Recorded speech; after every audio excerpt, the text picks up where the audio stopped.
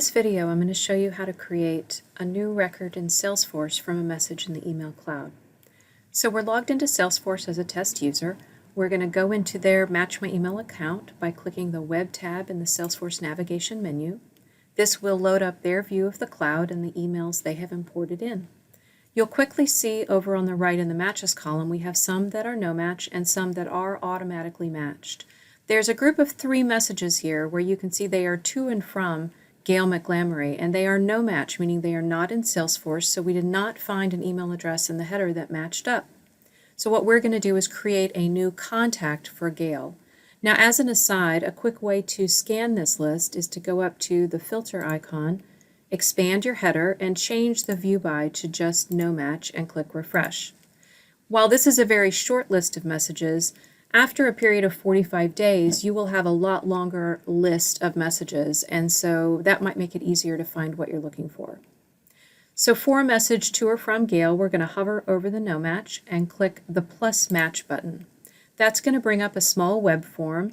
Now, when you first do this, your default view might be the choice match to an existing record. That has to do with manual matching, and we will cover that in another video. So to create a new record in Salesforce, you want to be sure you've expanded this top bar and have the web form. We also want to go down here and click the Show Email button. That's going to open up the emails side by side. And so we can mine this for information. So we can certainly type in the information in the form.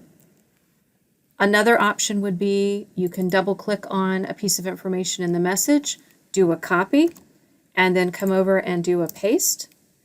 Another way to get data into the web form is to highlight on or double click information and then click on it with your mouse, hold your button down, and drag it over to drop it in. You can fill in the rest of the fields here. Of note here is the type of record we are creating. So I've selected contact, or contact was default, but you do have a drop down and can create different kinds of records. Most of our customers tend to focus on contacts and leads. So for a contact being created, it does need to belong to an account in Salesforce.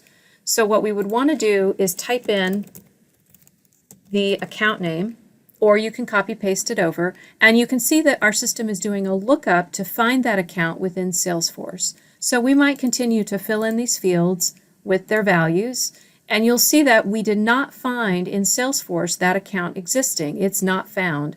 And so what we would want to do then is click the plus sign. That tells our system at the time that we create this record, we are going to create 2 things, the contact and the account, and link them. So we would click OK and allow the system to create the records and make the match. So now you can see for this one message, if we hover over the match information, it does tell us we've created and matched this manually. And we also have the contact listed for the same reason. You will notice these other 2 messages are still no match.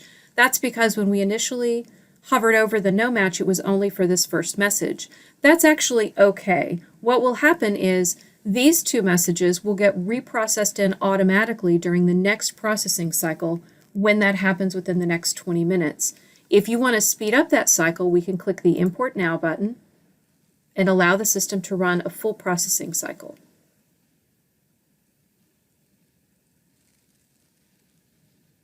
So the reason that all those messages have now dropped out is we also did a refresh based on our filter choice of no match. So if we change that view by back to all excluding ignore and click refresh, we now will see here are the 3 messages to and from Gail.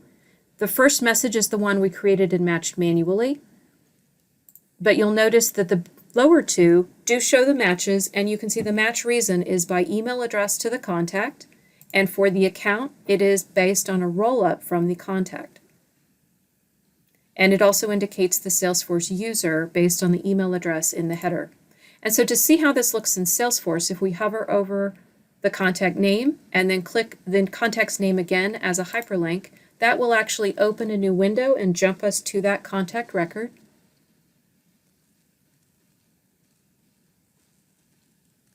And then depending how you're uploading messages to Salesforce, You'll see those either in the activity timeline, as in this example, as enhanced email, or you would have an email tab visible on your screen, and that would be our custom object, and that would be set up by your administrator. I hope you found this video useful. Have a great day.